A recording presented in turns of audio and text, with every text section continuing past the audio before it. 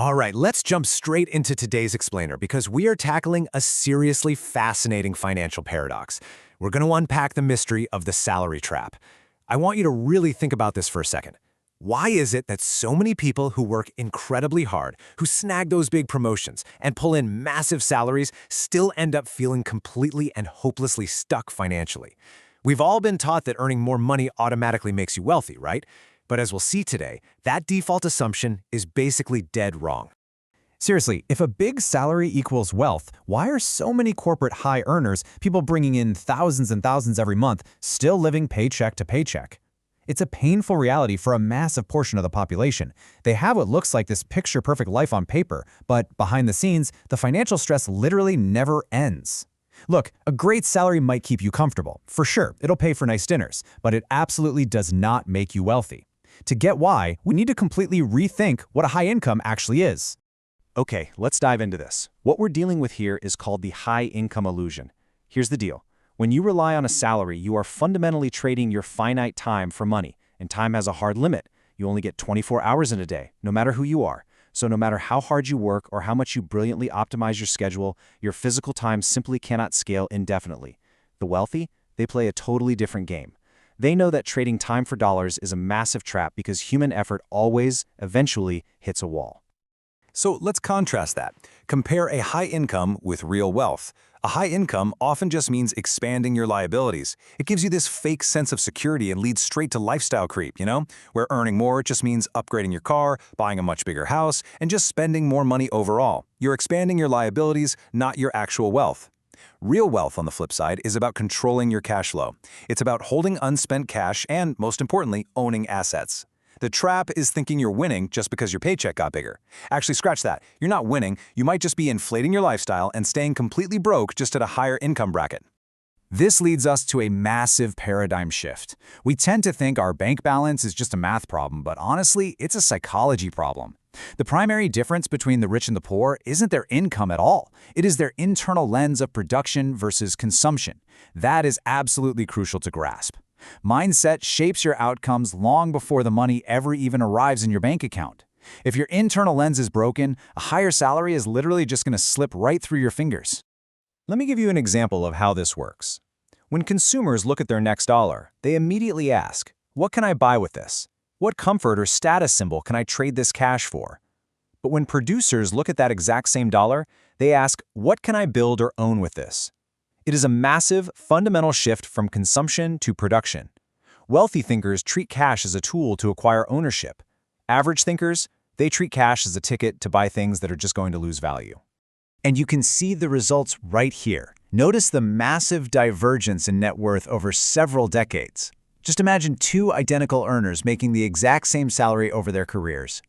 This single shift in perspective, production versus consumption, compounds over decades, driving the daily habits that ultimately define your final wealth. This kind of gap isn't built overnight, It's built daily, choice by choice. So let's talk about how we actually do this. It comes down to the mechanics of ownership, specifically buying assets, not status. It's about moving away from active effort, where you're sweating for every single dollar, and shifting toward passive leverage. Truly wealthy people do not chase cash. They chase the things that produce cash.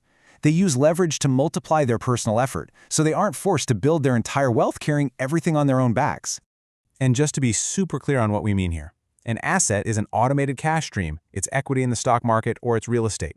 Basically, it's something that runs and grows without your constant daily labor. It puts money into your pocket while you sleep. Digital assets, profitable businesses, dividend-paying stocks, these are your money machines. Wealthy individuals prioritize buying these machines instead of, say, depreciating luxury goods. They shift from effort to leverage and from active income to passive stability. In the real world, this creates two very distinct groups of people. First up, you have the status spenders. They go out and buy depreciating luxury cars early on just to look successful, which gives them a completely fake net worth. Drive a luxury car off the lot, and it drops 20% in value the second the tires hit the street. That's just depreciating steel blocking your financial growth. On the other hand, you have the invisible rich. These folks hide their wealth. They drive simple cars, live in totally average homes, and prioritize buying productive assets first. They delay the luxury until their assets can actually pay for it. So you really have to ask yourself, Is trying to look successful actually keeping you from being successful? Let's move to and see how this builds over time, because this is exactly where the invisible rich rely on the absolute magic of compounding. Tiny financial wins, like saving $5 today or investing $10 tomorrow, they stack up. It is not about some lucky, high-intensity, overnight payout. It's pure, uninterrupted time. Slow, boring money basically always wins a race because it relies on steady momentum instead of fleeting hype. Let's walk through this timeline.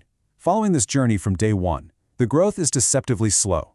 It feels almost invisible at first, and frankly, this is exactly where most people quit. We all want instant gratification, right? But if you have the patience to just hold on, by year 10, you hit this steady momentum. Your initial capital earns returns, and then those returns earn more returns. And by year 20, the line explodes vertically.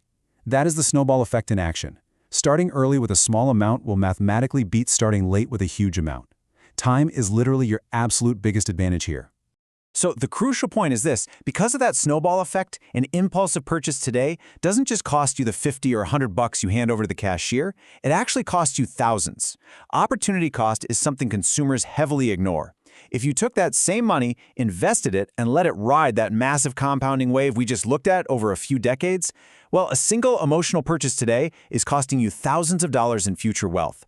Your money represents your future options, and every single time you spend impulsively, you're trading away your future freedom.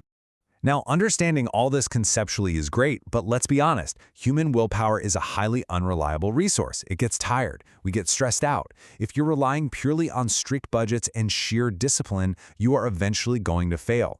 To bridge the gap from knowing what to do to actually doing it, you have to adopt the systems of a wealth builder today. You need to bridge that gap from raw willpower to structural reality. The trick is, adopt the mindset of a wealth builder today, and your financial behavior will naturally follow. So here is a highly effective, practical, structural tool to stop emotional spending dead in its tracks. We call it the 48-hour rule. Step 1. If an item is non-essential, you wait exactly 48 hours. Just literally walk away from the cart. Step 2. Let that emotional urgency and the high of the moment fade. Step 3. Reevaluate your logical need. Usually, a couple of days later, you'll find you completely forgot about the item, or you realize it really won't matter next week. 9 times out of 10, the answer becomes no, and you just saved your money. It's a beautifully simple system that beats raw discipline every single time. And to take that automation to the absolute next level, here is essentially the lazy way to guarantee wealth. Seriously. Pay yourself first.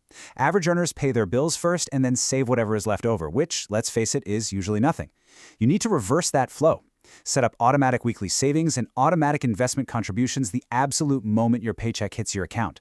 Then you simply live on the remaining cash guilt-free. These systems run silently in the background, totally removing human error. Adopt the mindset of a wealth builder today, and your financial behavior naturally follows your new mindset without you having to make a single daily decision. Which leaves us with one final, vital question.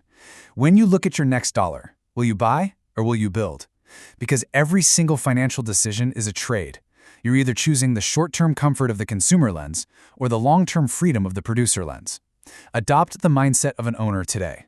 Plug those financial leaks, set up your automated systems, and start building your exit plan right now. The choice between the salary trap and real wealth is sitting right there in your wallet. The only question is, what are you going to do with it?